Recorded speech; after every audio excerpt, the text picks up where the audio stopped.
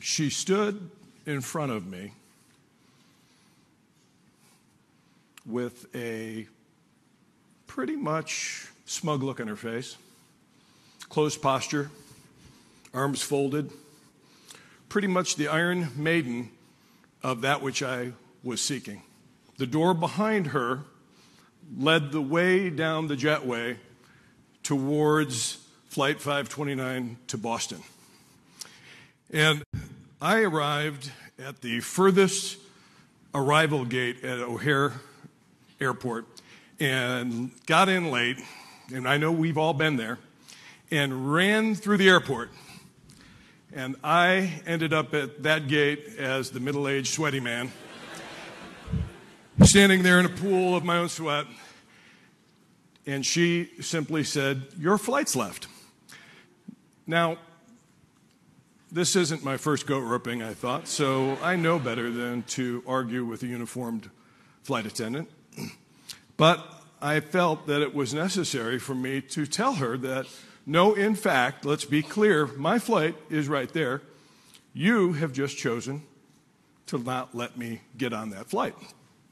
So the flight sat there for quite a while as I fumbled with a mobile device on the American Airlines app and called the American Airlines Gold Desk and tried everything I could because she hadn't offered to help me in any way, shape, or form.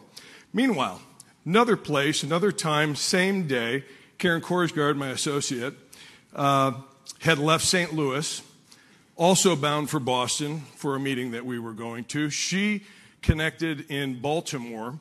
She, too, got in late. She, too, was at one of the furthest gates away. She ran through the airport. She's not a middle-aged, sweaty guy, so she looked much better, I'm sure, when she got to the gate. And the Southwest flight attendant said, "Well, Karen's here. Must be time to go."